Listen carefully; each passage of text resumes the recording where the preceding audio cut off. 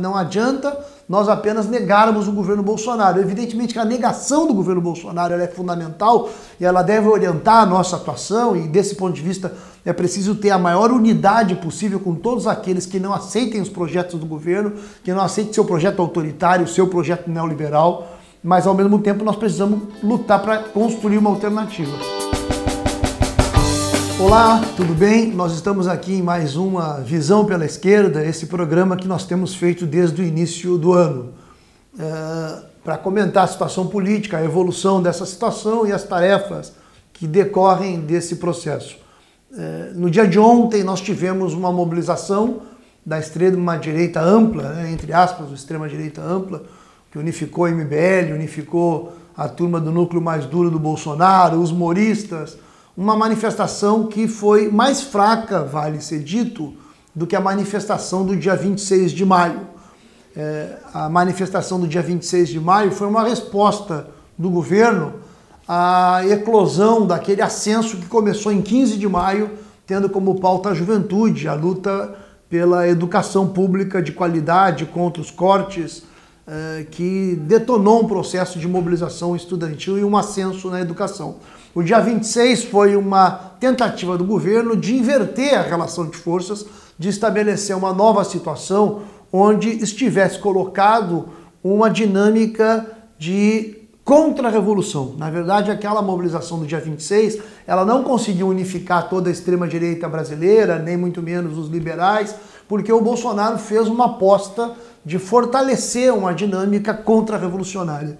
E não há uma unificação da burguesia brasileira em relação a uma estratégia onde o elemento do golpe, o elemento da liquidação física das organizações democráticas, das organizações do movimento operário, sindical, camponês, estudantil, seja posta como uma tarefa a curto prazo. Embora seja essa a vontade do governo Bolsonaro, não há uma unificação da burguesia em relação a isso. Dia 26 teve essa tentativa, foi, portanto, uma pauta ofensiva do ponto de vista do bolsonarismo, mas fracassou nesse intento. Dia 26 eles fracassaram.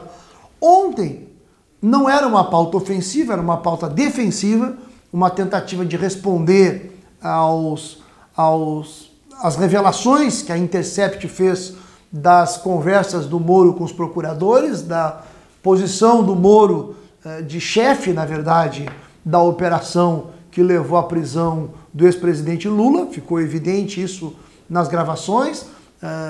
Agora nós temos acompanhado isso. As últimas revelações, inclusive, mostram vários procuradores absolutamente descontentes com a posição do Moro, porque o Moro assumiu uma posição política pró-Bolsonaro e ficou evidente que todo o trabalho dele como juiz estava contaminado por essa sua ideologia reacionária que levou ele, inclusive, a aceitar ser ministro da Justiça. Vários dos procuradores criticaram essa decisão, mostrando que isso, inclusive, comprometeria a luta contra a corrupção, como de fato tem comprometido.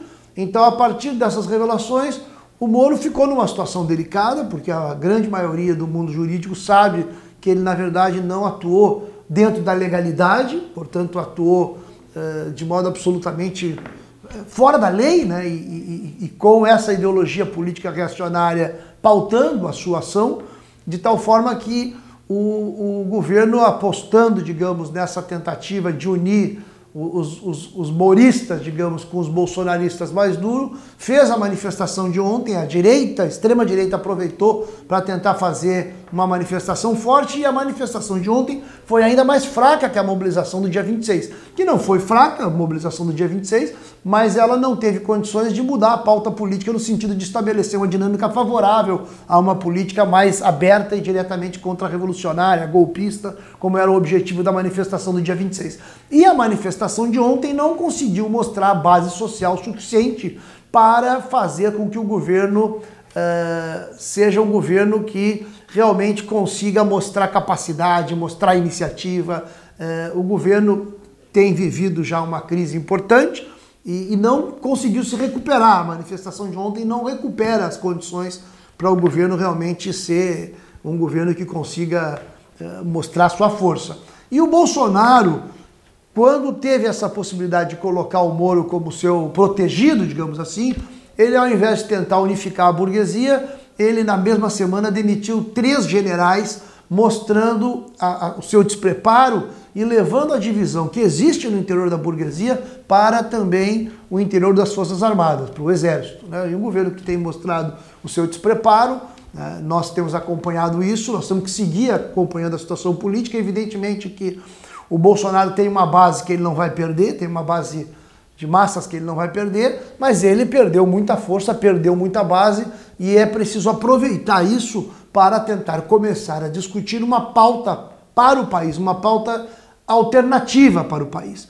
Porque aqui, na verdade, tem uma necessidade, não adianta nós apenas negarmos o governo Bolsonaro. Evidentemente que a negação do governo Bolsonaro ela é fundamental e ela deve orientar a nossa atuação, e desse ponto de vista é preciso ter a maior unidade possível com todos aqueles que não aceitem os projetos do governo, que não aceitem seu projeto autoritário, seu projeto neoliberal, mas ao mesmo tempo nós precisamos lutar para construir uma alternativa. Esse é um dos grandes desafios que está posto para a esquerda.